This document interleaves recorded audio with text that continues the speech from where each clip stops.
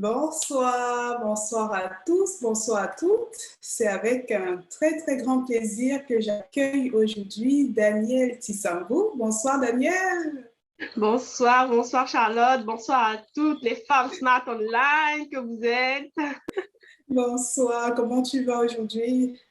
Ah, ça va. Le froid a commencé à descendre, ça va. Wow, ok. Franchement, merci du fond du cœur d'avoir accepté l'invitation de Femmes Smart Online et Bien. surtout de vraiment partager avec nous aujourd'hui sur un sujet qui est, on va dire quoi, central dans l'investissement. Il s'agit de l'investissement immobilier. Donc, Je merci dirais pour même ça. qu'il est central en fait dans le business, hein. Tous les grands hommes font de l'immobilier. Exactement. Certains commencent par là, l'investissement immobilier, d'autres investissent ailleurs et se retrouvent après dans l'immobilier, mais en tout cas, c'est incontournable dans le business Claire. et c'est avec plaisir qu'on va discuter de ce sujet aujourd'hui. Avec plaisir. Cool. Alors, Daniel, tu as déjà été sur Fun Smart Online, nous t'avons déjà reçu, mais il y a certainement des gens qui ne te connaissent pas. Est-ce que tu peux nous dire, te présenter en quelques mots? Je suis sûre que qui mieux que toi pourrait te présenter? Ben, on se connaît déjà depuis un bon moment, hein. Tu aurais pu essayer. Ah oui, c'est vrai, j'aurais pu, mais je préfère te laisser le faire. C'est clair, non, mais je te comprends très bien. C'est toujours un exercice un peu bizarre de présenter quelqu'un. Alors, moi, je suis Danielle Tissambou, je suis investisseuse immobilier, je suis businesswoman, je fais des business en ligne. Donc, je suis investisseur immobilier depuis 2013. Oui, c'est ça, 2013. Ça fait un Oui. bout maintenant. Et voilà, je suis maman de 2 enfants et je suis femme. Voilà, c'est ça. C'est mon petit moi. Merci, Daniel. Il y a encore plein d'autres choses, hein, je sais, Daniel. Tu as tellement de casquettes, mais on On va a pris démarrer. l'essentiel, on a pris l'essentiel. Exactement, on a vu l'essentiel. Et vous comprenez pourquoi j'ai vraiment tenu à voir Daniel, parce que c'est une personne, moi personnellement, qui m'inspire, que je regarde, que je suis. Et je suis sûre que vous allez savoir pourquoi aujourd'hui. Daniel, c'est vraiment énorme ce que tu fais. Le fait d'être une femme, le fait d'être une maman, de gérer un foyer et en même temps d'entreprendre, et j'adore ton franc-parler. Je pense que c'est vraiment des choses que j'admire en toi et c'est pour ça que j'étais aussi invitée aujourd'hui pour que on puisse démystifier en fait C'est ça. l'immobilier et l'entrepreneuriat.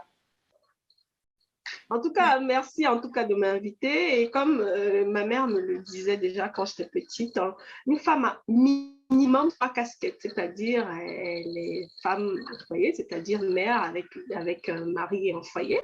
Elle est salariée souvent et en plus, elle est businesswoman. Donc, les Nana Benz, vous vous reconnaîtrez. Ah oui, oui, oui, exactement, exactement. Alors, pour entrer vraiment dans le vif du sujet, on parle d'immobilier.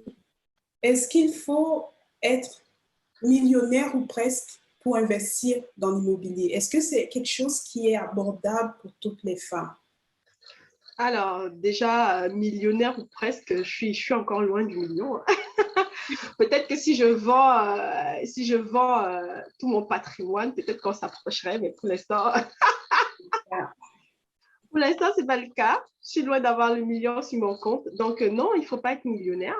Il faut juste appliquer les bonnes stratégies. Il faut profiter souvent du fait on soit salarié et pouvoir mettre en place en fait des astuces et des techniques pour commencer l'immobilier. Alors, l'idée, en fait, c'est de commencer petit, hein, avec ce qu'on a et ce qu'on peut faire.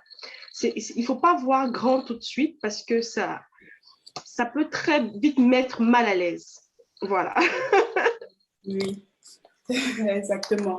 Donc là, tu as parlé de commencer déjà avec son salaire. Est-ce qu'il faut beaucoup d'économies si je parle est-ce que juste un salaire de 4 000 euros, 3 000 euros pourrait suffire ou il faut vraiment avoir un bon capital, de bonnes économies pour se lancer?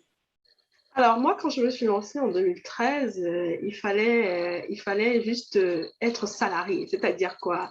Avoir une fiche de paye et ne plus être en préavis. Alors, bien sûr, le montant de votre salaire dépendra de la somme qu'on peut vous emprunter, mais normalement, à partir du SMIC, vous pouvez devenir propriétaire. C'est important de le savoir. Il ne faut pas croire que c'est parce qu'on gagne, comme tu disais tout à l'heure, 4 000, 3 000 euros qu'on peut devenir propriétaire. À partir de 1 500 euros, vous pouvez devenir propriétaire. Après, ça dépend de ce que vous voulez acheter, ça dépend de où vous voulez acheter, ça dépendra toujours de beaucoup de paramètres. Ensuite, on n'a pas besoin d'apport. On a juste besoin d'être très rigoureux dans ses finances parce que le banquier, en fait, quand il arrive, quand il vous donne rendez-vous pour faire un... Parce qu'il vous donne... il est important de prendre un premier rendez-vous pour faire quand même le bilan de votre état financier avec le banquier pour savoir combien est-ce qu'il peut vous emprunter. Et quand vous arrivez pour faire le bilan de votre état financier, tout ce qu'il veut savoir, c'est être sûr que vous êtes quelqu'un de fiable. Eh oui. Qu'on n'emprunte pas à quelqu'un qui peut se barrer du jour au lendemain avec la caisse. Il y a un adage qui dit qu'on n'emprunte qu'aux riches. C'est vrai, mais ce n'est pas seulement riche financièrement, c'est-à-dire ce n'est pas seulement avoir des sous, c'est aussi avoir une richesse dans les principes, dans les valeurs, dans ce qu'on fait, être rigoureux envers soi-même en fait. Si vous êtes rigoureux envers vous-même, le banquier a envie de se dire, tiens, je peux lui faire confiance parce que je vois que ses finances sont bien tenues, il n'y a pas de découvert, ou bien alors, c'est pas un flambeur, genre le 10 du mois, il se retrouve à découvert. Non, on n'a pas envie de quelqu'un comme ça. Même vous, aujourd'hui, vous n'avez pas envie d'emprunter de l'argent à quelqu'un qui vous dit le 10 du mois, je suis à découvert. Non. Parce que vous savez qu'il ne va jamais vous rendre ça. Vous devez venir taper à sa porte le 30 de la fin du mois parce que son salaire est tombé, parce que vous preniez votre argent. Et c'est un peu ça, le banquier. En fait, ce n'est pas le montant qu'on a en épargne qui compte, mais c'est vraiment de montrer, d'apporter le plus de sécurité, de preuves au banquier qui va permettre de le rassurer, en fait. C'est vraiment ça. En effet, c'est clair. C'est comme quand vous venez emprunter de l'argent à quelqu'un et puis vous lui dites mon salaire va tomber à la fin du mois, ou alors il y a tel qui me rembourse mon argent dans 2 jours, je te rembourse ça dans 2 jours. C'est exactement ça. Le banquier a besoin de savoir où est-ce qu'il va venir chercher le capital si jamais ce que vous êtes en train de faire ne fonctionne pas. Exactement. Voilà. Et donc là, nous avons parlé du montant à avoir au départ. Donc, c'est juste de se libérer une certaine marge dans son salaire. Ce qui va être important pour le banquier, c'est de savoir qu'après avoir payé toutes les factures, il y a une certaine marge qui va permettre de couvrir au cas où il y a un arriéré de paiement d'un locataire, etc. Exactement. L'idée, en fait, c'est de savoir pour lui que si votre locataire ne paye pas aujourd'hui, vous pouvez continuer à vivre. Et si derrière, il vient prendre son argent, vous pouvez continuer à vivre. C'est très important parce qu'aujourd'hui, on est vite passé en interdit bancaire.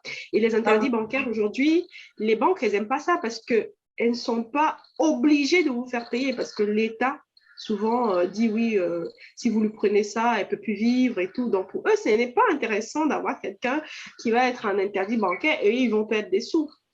Donc, ils ont besoin de savoir que, OK, si aujourd'hui, vous voulez mettre un loyer de 400 euros, que si vous ne payez pas les 400 euros, si vous n'avez pas votre locataire qui vous paye vos 400 euros, vous pouvez continuer à vivre tout en payant votre rente, en fait.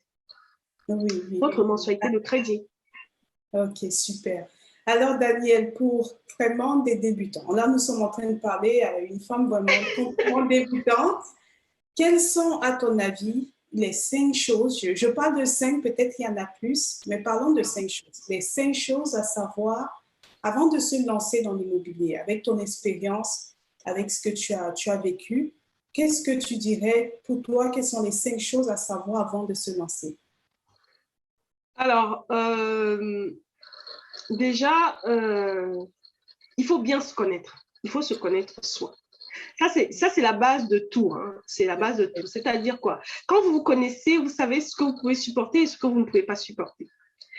Quand vous, par exemple, je vous prends un exemple, parce que moi, je suis adepte de l'ancien, d'accord? Donc, pour moi, c'est bien d'acheter dans l'ancien, parce que ça ne sert à rien d'acheter dans les nouveaux appartements. C'est vrai, vous pouvez faire une plus-value à la revente quand c'est bien un endroit bien donné, mais il y a tellement de biens aujourd'hui à l'abandon que vous pouvez trouver un bien très intéressant dans l'ancien que vous retapez et qui va avoir de la valeur plus tard.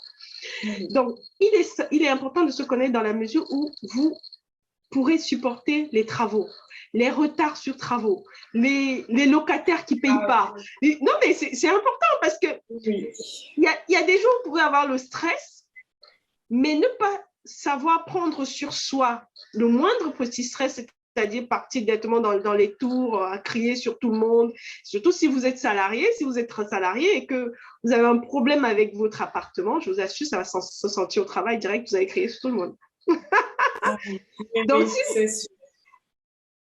Donc, la première chose pour moi, c'est vraiment se connaître, d'accord? Se connaître et savoir ce qu'on peut supporter. La deuxième chose, c'est le secteur dans lequel on veut investir. Exactement, parce qu'on a l'impression que l'immobilier est homogène alors que l'immobilier est hétérogène et c'est un secteur vaste. Ah, bien sûr, bien sûr. Déjà, ne serait-ce que dans l'immobilier, que même déjà dans le locatif, il y a plusieurs façons de louer son bien. Vous pouvez le louer en courte saison, vous pouvez le louer en longue durée, et vous pouvez le louer qu'aux étudiants ou alors aux personnes, comment dire, aux personnes ayant des aides, c'est-à-dire les gens de la CAF qui ont la CAF et tout ça là. Et vous pouvez aussi, en plus au lieu de faire de la location, vous pouvez faire de l'achat-revente. Donc, il y a plein, c'est vraiment suivant déjà se connaître soi et suivant aussi ce qu'on est prêt, ce qu'on veut faire et comment on veut impacter la vie des gens. D'accord? C'est vraiment comment on veut impacter la vie des gens. Donc, c'est vraiment pas homogène. Et en fait, j'ai même l'impression que tu nous as donné 2 points en un. Non seulement il y avait connaître, non seulement il y avait vraiment le fait de connaître dans quoi, dans l'immobilier, oui, mais il y a plusieurs sous-branches, j'ai envie de dire. Savoir vraiment ce qu'on est prêt à supporter et dans quoi on veut investir, mais en même temps, maîtriser, essayer de se renseigner au minimum, essayer de comprendre déjà le système et comment il fonctionne. Ah oui, alors l'immobilier, c'est un vaste sujet. Moi encore, je me suis formée là en avril sur l'achat-revente. Il faut se former. Il ne faut pas faire comme si on est connaisseur en fait. Il ne faut pas vraiment faire comme ça. Moi, je suis tombée sur une vidéo sur TikTok l'autre jour d'une jeune femme qui pleurait toutes les larmes de son corps parce que sa locataire ne payait pas son loyer. Et elle était en train de dire que oui, vous croyez que les propriétaires sont riches, ils ne sont pas riches, parce que du coup, elle était un peu dans la merde, vu que la dame ne payait pas son loyer, elle ne pouvait pas payer ses mensualités, et elle avait quitté son logement parce qu'elle allait à l'école dans une autre ville. Donc, du coup, elle comptait sur ce loyer-là pour payer la mensualité, et maintenant pouvoir payer un peu de sa location là où elle était. Oui. Donc, tu vois que c'est vraiment important de se former, de savoir comment faire en sorte que, OK, ne pas tomber sur des locataires véreux comme ça, ou bien mettre en place des astuces et des techniques pour toujours se faire payer, ou bien flairer, j'ai envie de dire, flairer le bon locataire. Oui. Parce qu'on a l'impression que les mauvais locataires, c'est toujours un clan particulier, ou bien, non, c'est tout le monde, hein, c'est tout le monde. Noir, blanc, arabe, ils sont tous pareil. Oui, parce que parfois on a peur de vouloir louer, à faire confiance à quelqu'un de notre communauté, ou d'autres, c'est l'inverse, qui sont seulement communautaires et ne voudraient pas faire ailleurs, alors que non.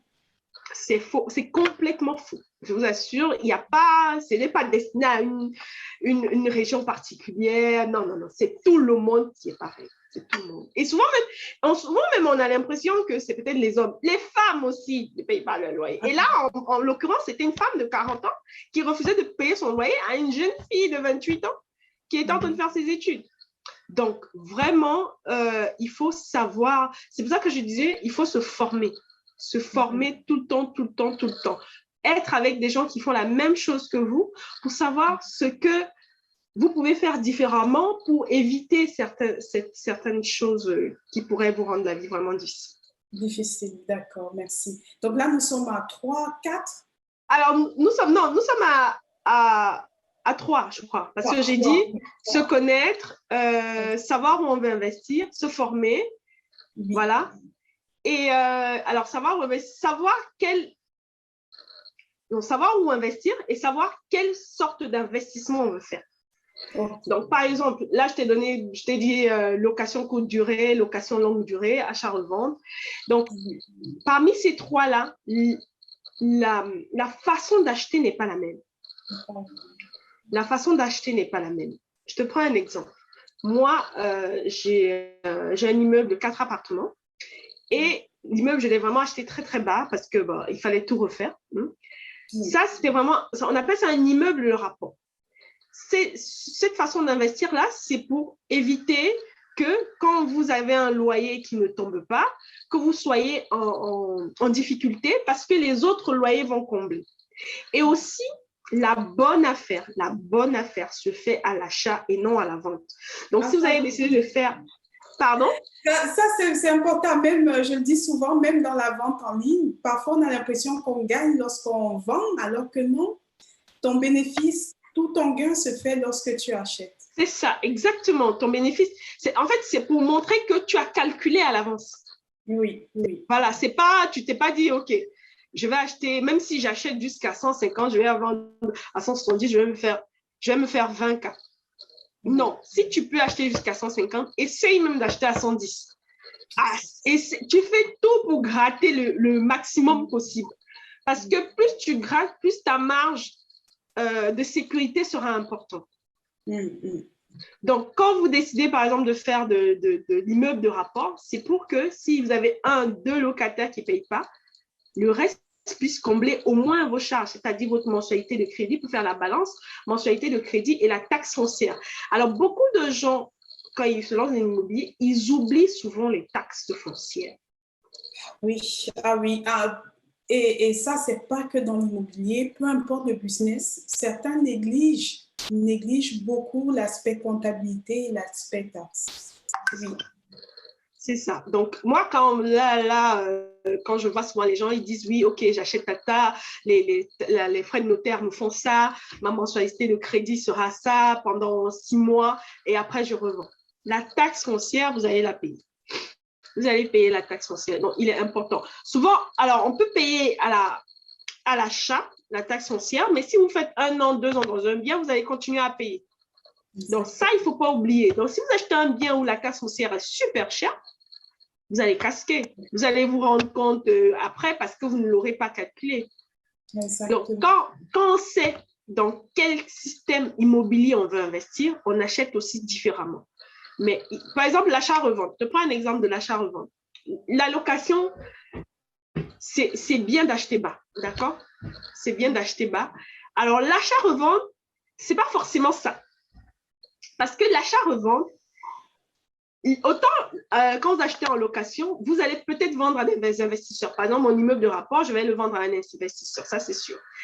Mais quand vous faites de l'achat-revente, vous achetez pour revendre à un particulier qui va acheter sur le coup de cœur. Et ce n'est pas la même chose. Pas du tout, pas du tout. Donc, comprendre aussi vraiment la personnalité acheteur-vendeur. Exactement. C'est comme dans le business en ligne, c'est l'avatar de la personne à laquelle vous allez vendre.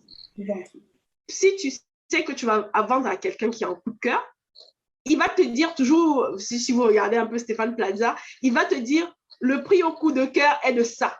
Bon, si je dois acheter, c'est par exemple 200 000 et au coup de cœur, j'achète à 230, 240. Ce n'est jamais la même chose. Alors que l'investisseur, quand vous lui vendez un bien pour qu'il investisse dedans un immeuble de rapport, il va voilà, lui, il calcule sur sa marge.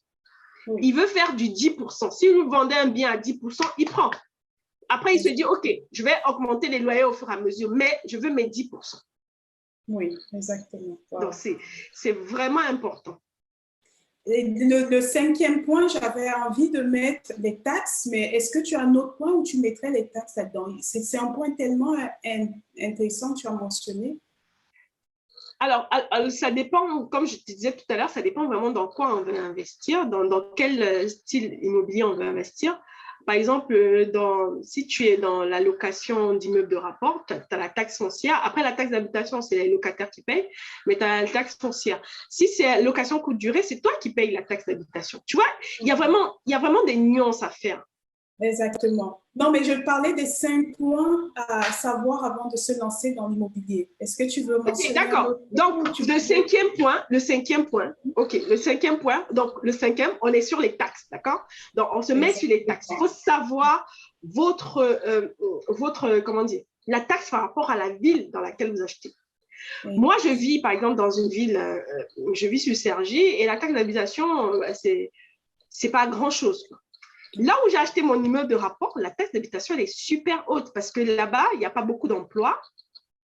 Et donc, la taxe d'habitation est vraiment très élevée. Donc, si vous n'avez pas, si vous vous dites, OK, j'achète pour 1 an, par exemple, il faut savoir que vous allez acheter et payer la taxe foncière. Pardon, je parle de la taxe foncière.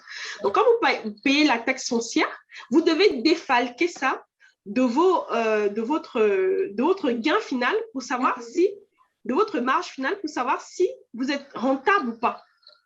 Exactement. Autant en achat-revente, par exemple, tu peux tellement bien travailler ton achat-revente que tu fais d'abord en RP, donc c'est-à-dire tu t'installes dans ton bien et tu décides que, OK, je vais décaler mes mensualités. Oui. Donc, tu demandes à ton banquier, à ton conseiller bancaire de décaler tes mensualités de 2-3 ans. Ça se fait, hein, ça se fait. Et pendant 2 ans, tu ne payes pas de mensualité de crédit. Bon, après, tu vas payer ta taxe foncière, c'est sûr, mais tu ne payeras pas la mensualité de crédit. Et la deuxième année où tu veux maintenant, tu décides, OK, je veux revendre mon bien, tu n'auras pas payé de mensualité de crédit. Exactement. Par rapport à ce que tu veux faire, il y a toujours des astuces importantes à avoir. Et pour les avoir, il faut se former. Il faut se former. Oui, c'est ça. Pour les avoir, il faut se former, comme tu disais, parce que même pour savoir au niveau, une des choses aussi super importantes à savoir pour investir dans l'immobilier, c'est de savoir ce que tu veux. Donc, dans quoi exactement tu veux investir. Et si tu es vraiment quelqu'un qui ne t'y connaît pas, ça va être difficile de trouver le type d'investissement qui va aller avec ta personnalité et le type de risque, de pression que tu vas être capable de supporter. Exactement. Et même, il y a beaucoup de gens qui me disent, oui, je vais acheter et puis je vais mettre en agence. Je vous assure, c'est bien, hein? C'est très bien. Moi, j'ai essayé l'agence immobilière en 2018. On a tenu à peine 3 mois. Hein. On a tenu 3 mois parce que le mec, il ne nous parlait pas, il ne nous écrivait pas. Ouais. Je comprends que la location n'est pas rentable pour lui, donc du coup, il préfère se concentrer. Mais dans ce cas, tu ne prends pas de contrat. Et aujourd'hui, j'ai une autre agence dans la ville où j'ai mon immeuble de rapport. Ben, je pense qu'elles en ont marre de moi, elles vont me virer bientôt parce que elle ne veut pas me parler. Et ben, c'est moi qui appelle. Mais qu'est-ce qui se passe? Comment on gère ci? Vous êtes toujours obligé de... Parce que, quelque part, vous travaillez souvent avec des gens, on a l'impression qu'ils ne veulent pas travailler. Ils ne veulent pas travailler, mais ils veulent faire rentrer des contrats pour se taper la poitrine, pour dire, ah, moi, je vais faire rentrer un contrat. Mais derrière, il faut bosser. Et si vous êtes laxiste comme votre agent immobilier, mais c'est vous qui perdez de l'argent. Elle n'en a rien à faire. Exactement. Et c'est ça, en fait. Parfois, quand on se dit, OK, je vais prendre un agent immobilier, on a l'impression qu'on on va plus rien faire. On ne va plus rien faire, voilà. Mais non, ça reste votre responsabilité et c'est vous qui allez assumer en cas de perte, pas l'agent immobilier. C'est ça. Ouais. C'est complètement ça. Hein. Parce qu'elle prend un pourcentage sur votre location. Donc, s'il n'y a pas de location, elle n'a pas de problème. C'est vous qui avez un problème de payer votre mensualité de crédit. Exactement. Donc, vous devez être derrière elle tout le temps à demander, alors ça avance, qu'est-ce qui se passe? Vous avez trouvé un locataire? Est-ce que vous avez besoin d'aide? Au départ, elle vous dit non, je gère et tout. 2-3 semaines, elle vous dit oui, j'ai pas encore eu de visite. C'est là que vous commencez à stresser. Parce que vous vous dites, ah, si à la fin du mois, je n'ai pas de location, je n'ai rien, c'est moi qui vais payer la mensualité de crédit. Donc, il ne faut pas, le business, quel qu'il soit, ça ne demande pas de laxisme, aucun laxisme. C'est pareil quand vous commencez à faire les travaux, vous achetez chez vous en croyant que les travaux vont être faits. Vous allez revenir 3 mois après, on va vous dire qu'on a seulement mis un carreau parce qu'il n'y avait pas le plâtre. On ne vous a pas appelé pour vous demander le plâtre, on vous a pas appelé pour vous demander rien, mais on vous dit qu'il n'y avait pas le plâtre. C'est ça, il faut vraiment suivre son business. Il y a personne mieux que nous-mêmes ne peut suivre. Mais c'est clair, c'est clair. C'est votre vie qui est en jeu. Eux, ils ont d'autres... Surtout surtout les gens qui travaillent dans le bâtiment, ils ont plein d'autres contrats. Ils vous mettent en stand-by. C'est clair, c'est clair. Et là, Daniel, une question qui revient souvent, c'est au niveau de l'achat du premier bien. Est-ce que c'est mieux d'acheter son bien résidentiel ou d'acheter un bien qui va servir à la revente ou à être locatif? Alors, ça dépend vraiment de ce que vous voulez faire. Par exemple, si pour vous, il est important d'avoir sa maison, son bien, s'installer et tout, c'est sûr que... Et puis, c'est toujours comment dire? C'est toujours une négociation, c'est toujours une discussion avec le couple, si vous êtes en couple, mais si vous êtes seul, franchement, si vous êtes seul... achetez un immeuble de rapport, vous installez dans un appart et puis vous louez les autres. Exactement. C'est ça, franchement, parce qu'en fait, quand vous avez un bien, ça vous bloque dans votre taux d'endettement. D'accord? Ça vous bloque dans votre taux d'endettement. Alors que si vous avez un bien en résidence principale, ça vous bloque dans votre taux d'endettement. Mais si vous avez un bien que vous avez mis en location, vous n'êtes pas bloqué. Au contraire, votre taux d'endettement est bas parce que vous recevez des loyers qui diminuent votre taux d'endettement. Exactement. Et là, en t'entendant, on pourrait croire que c'est plus facile, en fait, d'investir dans l'immobilier étant seul qu'en étant en couple ou marié.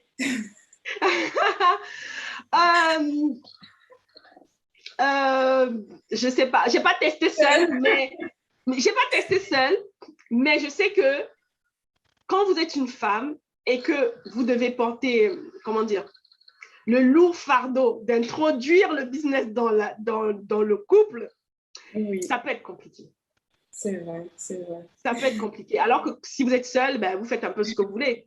Mais si vous êtes une femme et que vous devez convaincre, parce que c'est ça en fait, l'homme il est pragmatique, il veut des chiffres, et que vous n'êtes pas encore stable dans votre façon de penser, dans votre envie de faire quelque chose, il va ces gens, tu apportes des arguments devant un jury et puis on te déstabilise direct. Exactement. Wow, merci Daniel. Donc, il faut vraiment être solide sur ses pieds. C'est pour ça que je disais, il faut se former. Quand tu te formes, d'accord, et que tu viens maintenant derrière, tu dis, OK, je veux qu'on fasse ça. Il te dit, OK, on fait ça comment? Tu sors seulement le tableau, tu décortiques ça, tu dis, non. Lui-même, il est d'accord. Il dit, non, on a atteint un autre level. Lui-même, il a dit, c'est quoi ta formation? Moi-même, je vais écouter ce que la fille a dit dans la formation. Exactement. Et c'est la même chose avec le banquier. Quand vous êtes formé et que vous arrivez devant lui, vous savez exactement ce qu'il va demander avant même. Donc, vous anticipez même sur ces questions. Mais en fait, c'est exactement ce que je dis dans mes formations.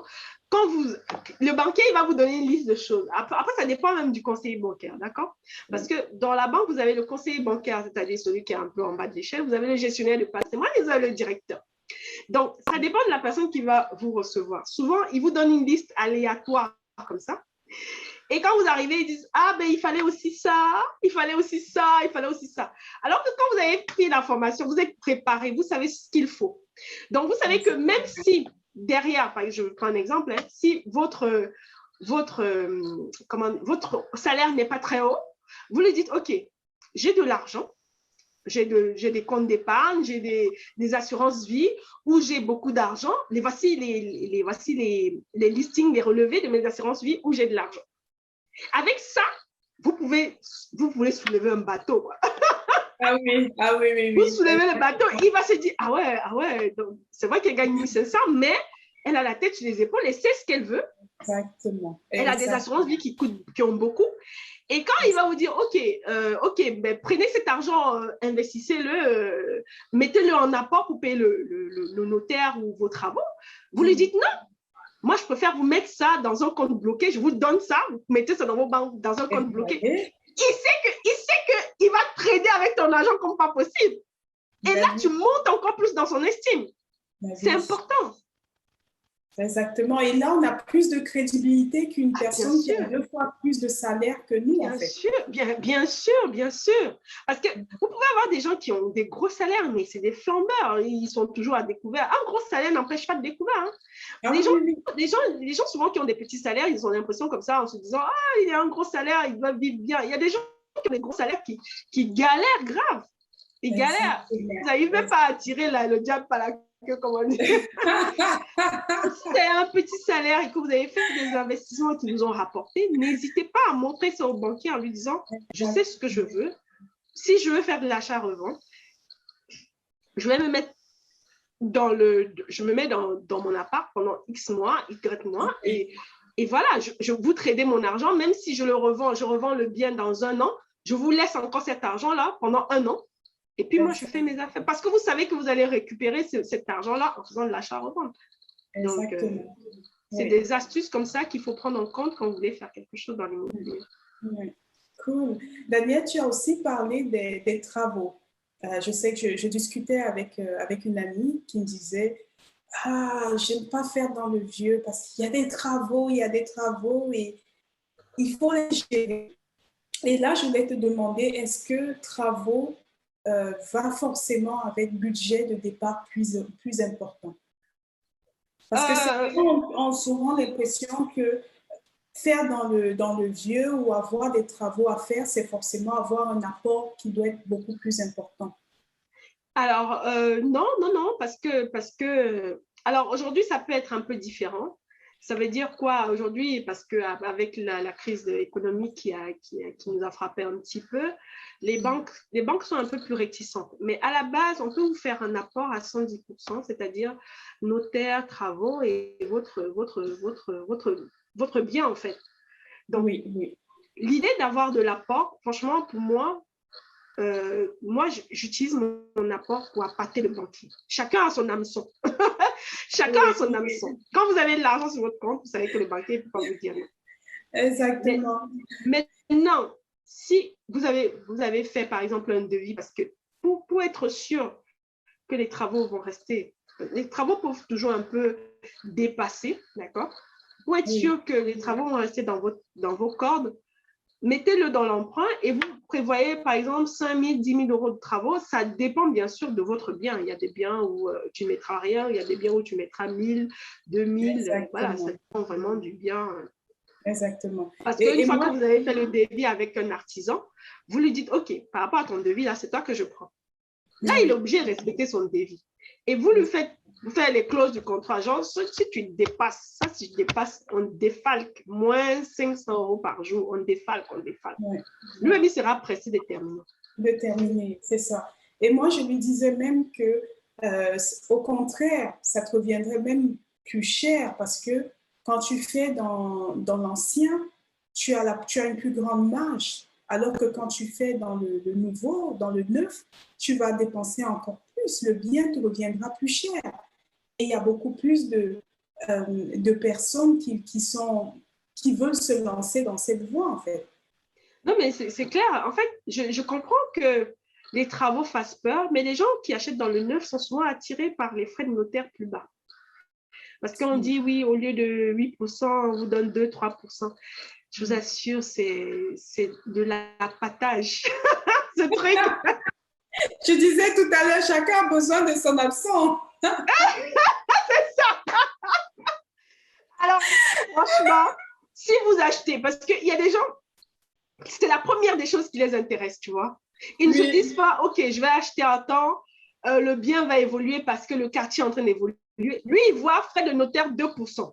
Alors qu'on lui a dit hier dans l'ancien, les frais de notaire sont à 8%.